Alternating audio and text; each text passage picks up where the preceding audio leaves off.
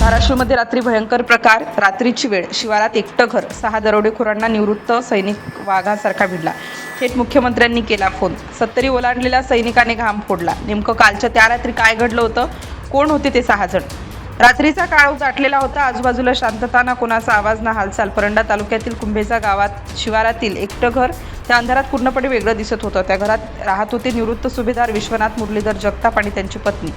त्या रात्री वीजपुरवठा खंडित झाला होता. परिसर पूर्ण अंधारात बुडाला होता. शिवारात अशी वेळ आली की प्रत्येक सावलीसुद्धा संशयास्पद वाटू लागते. पण त्या घरात नेमकं काय घडणार आहे याची कुणालाही कल्पना नव्हती. मध्यरात्री सुमारे 12:30चा सुमार अचानक काही हालचाल जाणवू लागली. अंधाराचा फायदा घेत काही जण त्या घराच्या दिशेने येताना दिसत होते. शांततेला भेदत 6 दरोडेखोरांनी त्या वस्तीवर धाड टाकली. घरात प्रवेश करताच त्यांनी थेट कपाटाकडे मोर्चा वळवला. शोधाशोध सुरू केली. प्रत्येक वस्तू उलताफालत केली जात होती. हे सगळं इतक्या वेगानं होत होतं की घरातील लोकांना सावरायलाही वेळ मिळाला नाही. दरोडेखोरांनी जगताप यांच्या पत्नीला लक्ष केलं. तिच्या गळ्यातील सोन्याचे दागिने जबरदस्तीने हिसकावून घेतले. परिस्थिती नियंत्रणाबाहेर जात होती. घरात भीतीचं सावट पसरलं होतं. पण त्याचवेळी काहीतरी बदललं. वयाची 70 ओलांडलेला एक सैनिक अचानक जागा झाला. परिस्थिती पाहताच त्याने एक क्षणही मागे हटण्याचा विचार केला नाही. विश्वनाथ जगताप यांनी थेट त्या 6 दरोडेखोरांसमोर उभं राहण्याचा निर्णय घेतला. संख्या जास्त होती, शस्त्र होती, परिस्थिती प्रतिकूल होती, पण त्यांनी हार मानली नाही.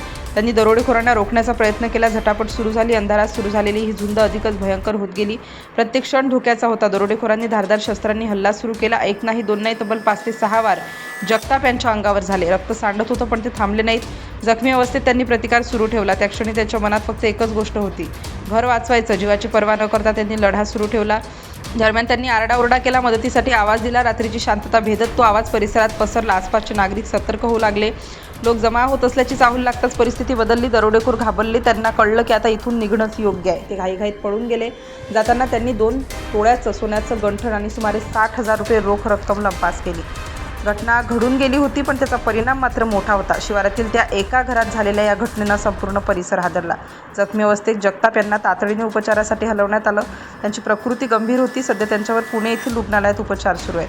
घटनेची माहिती मिळताच पोलिसांनी घटनास्थळी धाव घेतली. परिस्थितीचं गांभीर्य लक्षात घेऊन तातडीने तपास सुरू केला. फॉरेन्सिक टीमला पाचारण करण्यात आलं. प्रत्येक पुरावा तपासला जात होता. घटनास्थळाची बारकाईने पाहणी करण्यात आली होती. डॉग स्क्वॉडही दाखल करण्यात आला. संशयिताचा माग काढण्यासाठी हे सर्व प्रयत्न शक्य सुरू झाले. परिसरातील प्रत्येक हालचालींवर लक्ष ठेवण्यात आलं. पोलिसांनी विविध पथके तयार केली. आरोपींचा शोध सुरू झाला. कोण होते ते 6 जण, कुठून आले आणि कुठे गेले याचा तपास वेगाने सुरू आहे. या घटनेमुळे कुंभेजा आणि परंडा परिसरात भीतीचं वातावरण निर्माण झालंय.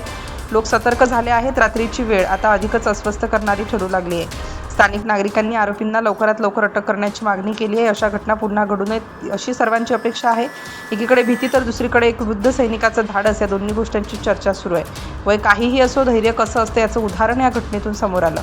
रक्तबंबाळ अवस्थेतही न डगमगणारा तो लढा, 6 जणांसमोर एकटं उभं राहणारा तो निर्धार, ही घटना फक्त दरोड्याची नाही तर धैर्याची आहे.